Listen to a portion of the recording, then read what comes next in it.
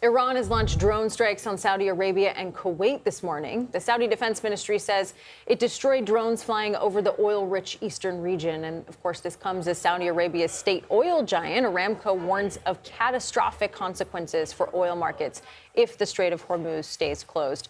I want to bring in CBS News intelligence and national security reporter Olivia Gazis.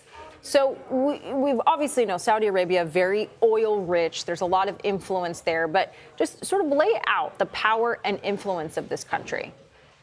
Absolutely. So at a basic level, and I know you know this so well, Kelly and Vlad, you know, there's heft in Saudi Arabia in the region for a few reasons. The most well-known, the economic leverage that it has as the largest oil producer in the region, one of the top producers in the world.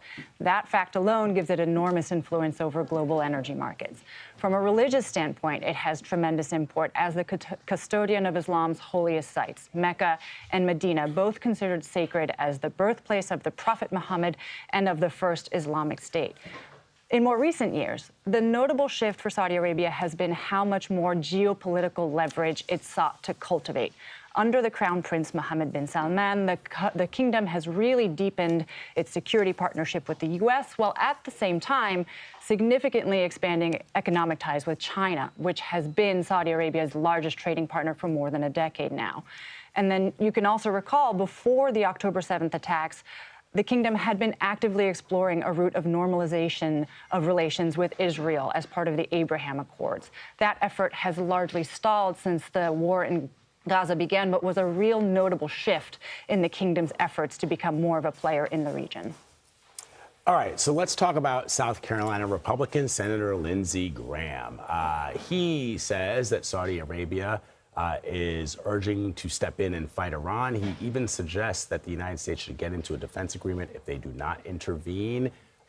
He's been talking a lot on Fox News. He mentions now that because Spain has refused to allow its bases to be used by the U.S. for this, that, you know, we should remove our bases from Spain. He wants to go after Cuba. I mean, does this help this effort? And how does this help or hurt Saudi Arabia? The Saudis, as you point out, Olivia, they are responsible for guarding Islam because Mecca is there, Medina. And they've been targets before of Iran through Hezbollah and some of their proxies. What can you tell us? Absolutely. So Lindsey Graham clearly has a lot of thoughts and has been channeling those thoughts to the White House. For Saudi, I think it's a very delicate balance. Without question, it's in Saudi Arabia's interest to have a diminished, weakened Iran in the region, given Iran's destabilizing behavior, fueling proxy groups, and the fact that the two have been geopolitical rivals for decades and decades.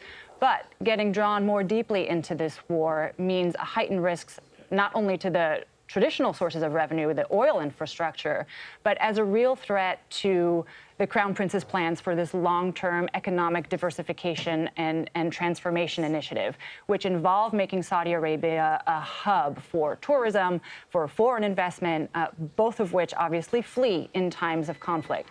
So while entering the war shores up this Saudi-U.S. defense partnership that Lindsey Graham is waving in the air, it also obviously risks plunging the region into a prolonged conflict, which is something that all of the parties to it, except for Iran, had been seeking to avoid since before it started. So you laid out how Saudi Arabia and Iran are these geopolitical rivals. And let's say, this is a very big if, but if Iran were to transition to a more democratic region, how would that impact Saudi Arabia? Because then Iran would be playing, in theory, a very different role in the region than it's playing right now. Absolutely. You hit the nail on the head. Another complicated, potentially far-fetched dynamic for Saudi Arabia, because in the short term, yes, it fosters that stability. It eliminates the destabilizing behavior that Iran had been fueling via its proxy groups. In the long term, Saudi Arabia could see it as a source of competition were it to shift into something like a democratic system. It could be a competitor for investment, for diplomacy, for political leverage. But to your point, Kelly, how that balance actually unfolds is very highly uncertain at the moment and very difficult to anticipate given how many dynamics are at play right now. Yeah, a lot of ifs, but kind of very interesting dynamic if you play out that potentially competitive aspect. Olivia Gazis, thank you.